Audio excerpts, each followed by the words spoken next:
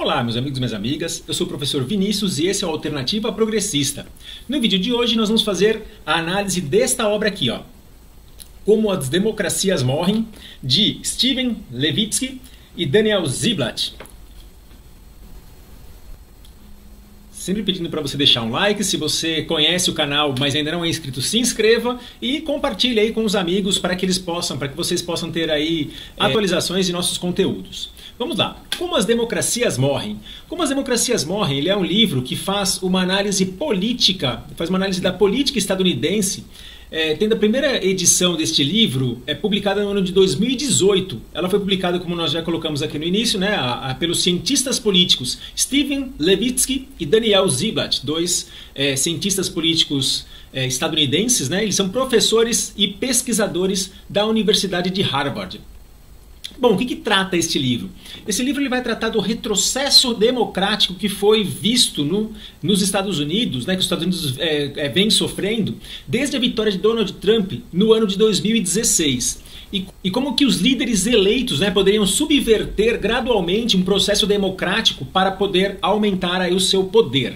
Bom, o livro ele oferece uma advertência sobre o impacto do Partido Republicano e da presidência de Donald Trump na democracia dos Estados Unidos, isso na primeira vez que ele foi eleito, tá? Em 2016. Como eu coloquei, esse livro foi publicado em 2018, então tudo que nós vamos ver aqui trata-se da primeira passagem, ou pelo menos os 2 primeiros anos da primeira passagem de Donald Trump na presidência dos Estados Unidos.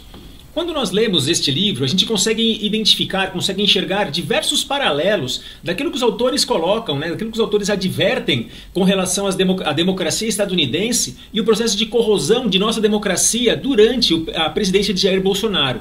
É um período que a gente tem que ficar atento, né, tem que ficar alerta, porque assim, o Bolsonaro ele saiu do poder, mas o bolsonarismo não saiu da sociedade. E a gente percebe aí bastante, hoje, com a posse recente do Trump, a gente percebe aí bastante patriota da pátria alheia, né, que acha que Trump ele pode servir aí como um exemplo para um possível retorno de Bolsonaro à presidência. Bolsonaro não vai voltar à presidência do Brasil, mas o bolsonarismo ele ainda está vigente, ele está em voga e assim, é uma ideologia autoritária. Isso não pode se negar. Autoritária, excludente, xenófoba e tudo mais que eu não posso dizer, porque senão o YouTube ele limita a propagação, aí, a distribuição do vídeo. Tá? Bom, seguimos.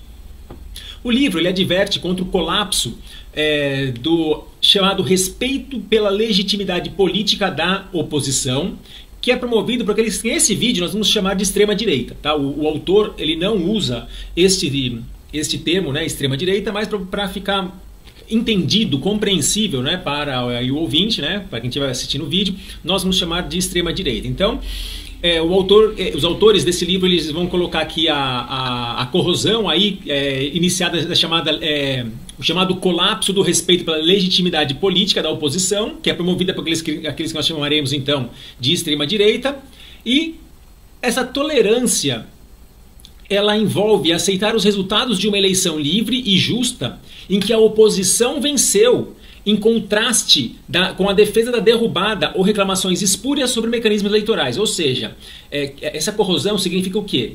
O normal é que quando a oposição vence uma eleição, o derrotado ele entende a derrota, ele assume a derrota e ele parabeniza o vitorioso, né, pela vitória. Ao invés disso, o que eles fazem? Eles fazem reclamações espúrias sobre o mecanismo eleitoral. Por lá, o que acontece? Eles reclamavam da forma com que o processo eleitoral ele era desenvolvido nos Estados Unidos, sobretudo por meio do voto manual. Aqui, qual que era o problema? O problema não era o voto manual, aqui era a tentativa de um retorno ao voto manual. Eles questionavam então a urna eletrônica, porque no fundo, questionar este processo faz parte, né, desta estratégia da extrema-direita de dilapidação dos processos democráticos. Bom, o colapso do respeito pela legitimidade política da oposição, né, promovido por essa direita radical, ela também se traduz no fato de a oposição ser enxergada como uma inimiga do Estado. Não como algo legítimo, mas como algo que é inimigo do poder constituído. E, portanto, esses extremistas, eles fazem o que? Eles deslegitimam essa oposição, eles desrespeitam a oposição, eles acusam essa oposição de ser entreguista, antipatriótica e também tanto no caso brasileiro como no caso americano, né, estadunidense, essa oposição ela acaba sendo, com muitas aspas, acusada de ser anticristã. Os autores eles citam que o sustentáculo das democracias são a criação e fortalecimento de sistemas de freios e contrapesos. O que são freios e contrapesos? São mecanismos que existem na democracia para tentar evitar aí as aventuras autoritárias. Então, os poderes eles são divididos no Brasil, nos Estados Unidos ou em outras democracias em 3 partes, né? Poder legislativo, poder executivo, poder judiciário, cada um exercendo a sua esfera de poder sem que um poder se sobrepõe ao outro. Isso é uma forma, né? Quando esses 3 poderes eles são poderes constituídos e legítimos, dificilmente eles vai haver aí uma tentação autoritária que vai conseguir deslegitimar esses 3 poderes. No entanto, o que acontece? O que os autores citam, né, como estratégia dessa extrema-direita? Que, ao assumir o poder, eles buscam implementar uma série de medidas que têm por objetivo minar esse sistema de freios e contrapesos. Que sustentam, né, que em última análise sustentam essas democracias. E como que eles podem minar? Há exemplo, né, de táticas conhecidas, por exemplo, como empacotamento de tribunais. Né? O que são os empacotamentos de tribunais? Algo que aconteceu na Venezuela, por exemplo, e algo que está acontecendo, se eu não estou enganado, na Hungria. Tá? Então, só para pegar aí 2 exemplos de extremismo, né, hipotético de esquerda e de direita. Tá? Então, é a estratégia de alterar a composição de uma corte constitucional a partir da iniciativa do Poder Executivo. Então, tem lá 11 ministros do Supremo, a gente fazer uma lei para que esses de 11 passe para 15 ou para 20. Qual que é o intuito disso?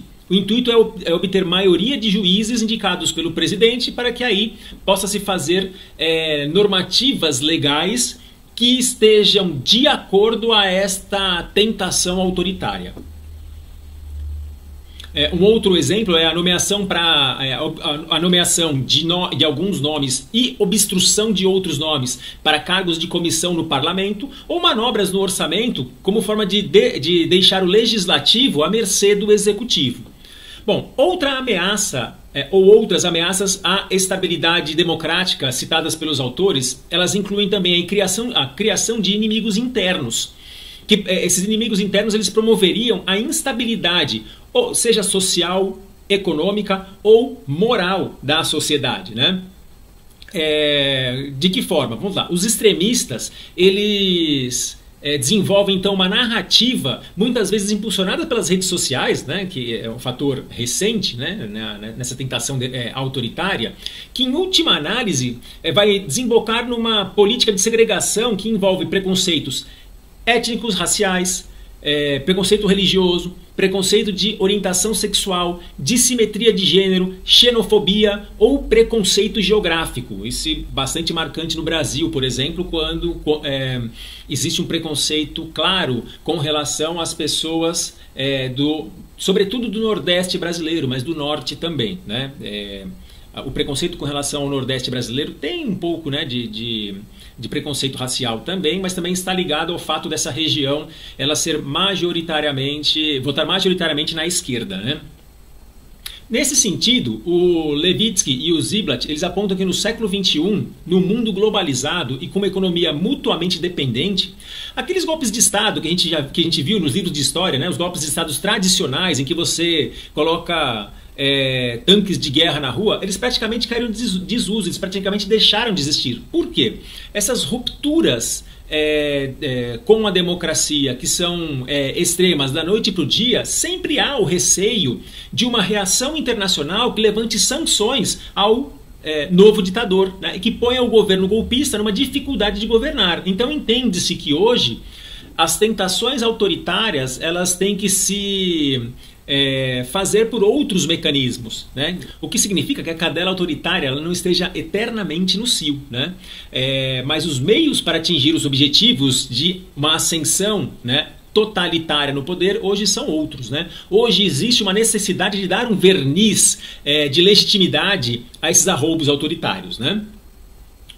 Os autores eles dedicam boa parte da obra na análise das condições da democracia dos Estados Unidos. sobretudo após a eleição de Trump, né, em 2016, a primeira eleição de Trump, né? Mas eles também aplicam as suas teorias e as suas análises de forma um pouco mais superficial, né, à América Latina e aos países europeus, né? Ele cita bastante sobre Venezuela, a Rússia e alguma coisa sobre Hungria. Segundo eles, segundo os autores, os Estados Unidos eles resistiram até 2016 a essas tentativas de minar a democracia graças a duas normas. A chamada tolerância mútua entre a oposição e a situação, ou seja, situação e oposição entendem a legitimidade um do outro, e a restrição intencional do poder de quem está sentado na cadeira presidencial, né? Ou seja, ele entende que aquele mandato ele tem um começo, meio e fim, e ele respeita, né, este mandato, né, a fim de respeitar o espírito da lei. Postura que definitivamente Donald Trump não tem, né, e é por isso que a democracia dos Estados Unidos ela já esteve em risco e ela está novamente em risco com a nova posse de Donald Trump. Bom, enfim, para os autores, as democracias do século XXI elas podem morrer por dentro, implodidas a partir das próprias instituições. Por isso, é dever de todos ficarmos vigilantes contra os arroubos autoritários de uma extrema-direita que cada dia está mais radicalizada e, infelizmente, fortalecida.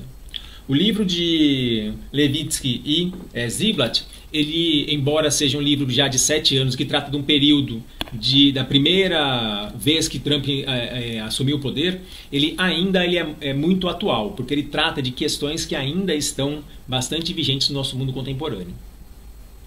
Eu sou o professor Vinícius, muito obrigado por assistir esse vídeo até o final. Não esqueça de deixar o like se você gostou, o dislike se não gostou e até a próxima. Tchau!